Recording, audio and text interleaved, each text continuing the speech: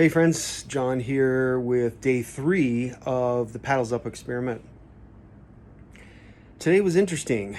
Um, you know that when you make a commitment to something as powerfully big and strong and immense as surrender, and you mean it, then guess what?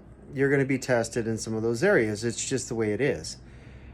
You know, it's not that there's a mean God sitting there ready to thump us. I don't believe in that kind of God. If we, to test us, if we, get something wrong or miss it or don't quite add up to that area that we made a commitment in. It's interesting. There's a whole lot of shifting that goes on once you sink in, SYNC, to the heart-centered space by voluntarily surrendering. So surrender just signifies that ego, you don't have control anymore. And I'm not giving you license. I'm not giving you that power and that authority anymore to dictate my life. And so it's going to struggle. And it's going to say things like, oh yeah, you think you're really serious about that? You think, seriously, you think you're really going to do this? And then ego says, no, I'm not going to lose the reins of control. So I'm going to come in with a vengeance and say, I've got this. And this is where we have a choice of self-awareness to say, okay, I recognize that voice. It's the hurting, painful, deficient, egoic child in me that says it has to have its own way because it's been hurting. So what is the remedy? Instead of looking at it like it's the enemy or I've got to kill off the ego, imagine telling your inner child, the little Johnny, the little Susie, the little Bob, the little Shaniqua, whatever, whoever you are, that you're going to kill it off. Instead of saying things like, hey, you're allowed to feel that way. I understand where you're coming from, and I send love to you because that's what you really need. The egoic structure inside of you and I is not an evil entity. It's not an evil makeup. It's just the you that wants to serve itself. It's the you void of heart-centered service. It's the you void of heart-centered anything, really, because it has to stay in survival and fight for its way. And so it's interesting when you make a commitment to say, I'm going to hand the reins over now to the only foundation that can be trusted within me, and that's me in oneness with Christ. Christ in me in Christ, that is the only sure foundation, intertwined as one. It's the separation mindset that the ego always says that we live in and under, right?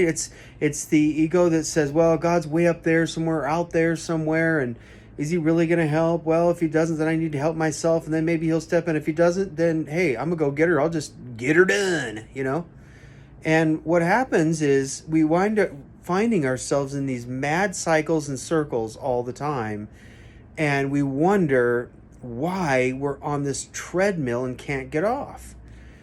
And really, it's just as simple as I seriously surrender. And we mean it by following up with action. Not I surrender for a moment, now I'm going to go eat the cheesecake when I surrendered the cheesecake, So it's really interesting. Today was a couple times was woo boy, woo doggy. It was a tough one. And really it came in the form of just some things that I was tested in with my own response through leadership. So I do contract work in the real estate environment, property management environment rather.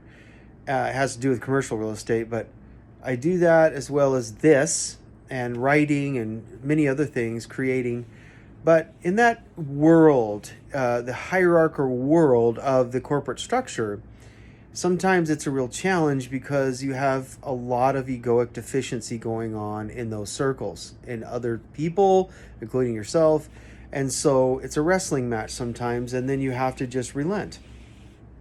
So I got tested a couple times with some coworkers, employees, and had to just put it down and say, no, wait, remember what you committed to last night in these other certain areas that you gave over to love, you gave over to God. And I've learned, and you know this to be true too, is I've learned that when you do that, then, and the word test is just an old 3D term. There's new language emerging when it comes to this kind of thing. I would just say it's okay, are you serious about what you committed to? Because the energy is going to test you. The energy of the ego is going to sit there and say, no, I am the dominant energy, I'm the dominant force in the room.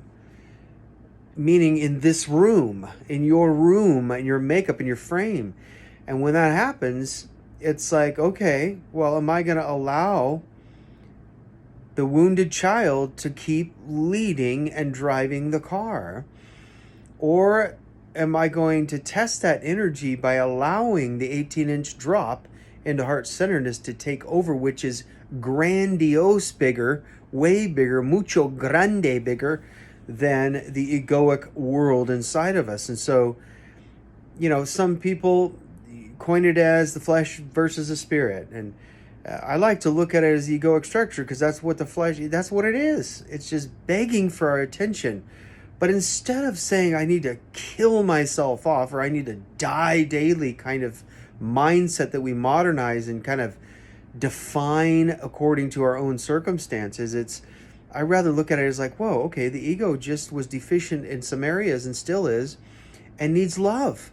Love covers a multitude of sin, but it also, love is the healing energy that says, I have got you in every way. I'm healing you. You are safe. You are mine. You are going to be okay. This is where right where you're supposed to be. This is right where I have you. I've got you. I'm holding you. And so when you begin to let go of ego saying, listen, I hear you loud and clear. The real you saying this, love, the substance you're made of, love, says, the adult in the room says, I've got you, I love you, I hear you screaming for attention, I hear you screaming to take the lead. But your immaturity has only gotten me so far. I'm going to take over now and then show you what it looks like down the road when you're able to come into more of a mature way about you, to be able to even show me some advice, right? Because again, the ego is not evil. The ego is necessary. It's the wounded, abandoned child ego, child/ego, that's the challenge. That's the problem. So we look at it, we love it, we give it care, we send just, we wrap our arms around it and say, it's going to be okay, and you're allowed to feel that way. When that happens, it's shown and it's revealed out into the wide open, and when that's seen, then that energy begins to dissipate instead of being the dominant energy trying to lead the show. Then the energy, the frequency, the spirit of the heart-centeredness begins to bring things, draw things in without effort. Remember, ego equals sweat and toil.